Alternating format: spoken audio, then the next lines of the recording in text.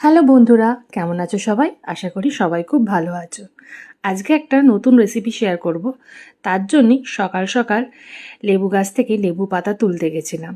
আর এইখানে দেখো, ভেটকি মাছ অলরেডি বাজার থেকে পিস পিস করে আনা হয়েছিল। তার সাথে দিয়ে দিলাম আদা বাটা, রসুন বাটা আর গোলমরিচের গুঁড়ো। লবণটা আমি আগে থেকেই মাখিয়ে রেখেছিলাম। তারপর ওগুলোকে সুন্দরভাবে আমি ম্যারিনেট করে দিলাম। আর দিলাম তার সাথে আমি লেবুর রস। এরপরে একটা কন্টেনারের মধ্যে একটু ময়দা আর স্বাদ মতন লবণ আর কর্নফ্লাওয়ারের গুঁড়ো ভালো করে মিক্স করে নিলাম। তার সাথে আমি দিলাম দুটো ডিম, সেটাকে ভালো করে ফেটিয়ে নিলাম। চামচ দিয়ে ফেটাতে পারছিলাম না, তাই এক হাতে ক্যামেরা ধরে মাকে বললাম যে মা, তুমি হাত দিয়েই ভালো করে ফেটিয়ে দাও। মা অল্প অল্প জল ইউজ করে, আর দেখো ঠিক এরকম গাঢ় হবে, এর থেকে গাঢ় রাখলে আরও ভালো হয়। এরপরেই যেটা ম্যারিনেট করা মাছ ছিল সেটাকে ওই ব্যাটারের মধ্যে ঢুকিয়ে 30 মিনিটের জন্য আরও সুন্দরভাবে ম্যারিনেট করতে রেখে দিলাম। আর এবারে তোমাদেরকে দেখাই, চলো এর সাথে কি কি সবজি লাগছে। লেবু পাতা, ক্যাপসিকাম, পেঁয়াজ আর টমেটো, আর এখানে আমি দেখো রসুনটা পেস্ট করে রেখেছি। আর একটা বাটির মধ্যে এখানে একটু চিলি সস নিয়ে নিলাম। চিলি সসটা আমাদের বাড়িতে একটু কম ছিল, তাই জল দিয়ে গুলে যতটা পেরেছি।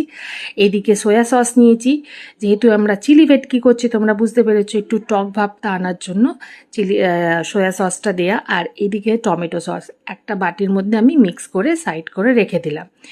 এরপরেই চলো সোজা কড়াইতে নিয়ে যাই। যেই ম্যারিনেট করা ভেটকিটা আমি রেখেছিলাম 30 মিনিট আগে, সেটাই আমি এখন ফ্রাই করে নিচ্ছি, যেমনভাবে চিলি চিকেন ফ্রাই করা হয় তেমন। এখানে দেখো আমাদের ভেটকি মাছটা খুব সুন্দরভাবে ফ্রাই হয়েছে।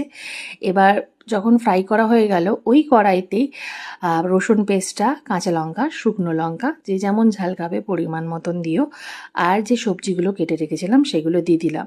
টমেটোটা আমার কাটা ছিল না, পরে গিয়ে দিলাম। আর এখানে কাশ্মীরি মির্চি দিচ্ছি কালারের জন্য। তারপরেই ভালো করে একটু নাড়িয়ে নিলাম। দেখো এখানে লেবু পাতাগুলোও দিয়ে দিয়েছিলাম আমি, যাতে একটু সুন্দর স্মেল হয় তার জন্য। এরপরেই ভালো করে নাড়িয়ে চাড়িয়ে নিলাম। এরপরেই বাটিতে যেই সসটা বানিয়ে রেখেছিলাম সেই সসটা ভালো করে আগে দিয়ে দিলাম। আর একটুখানি নাড়িয়ে নেওয়ার পর অল্প একটু চিনি দিলাম। এরপর সাইডে গুলে রাখা কর্নফ্লাওয়ারের জলটা একটু দিয়ে দিলাম।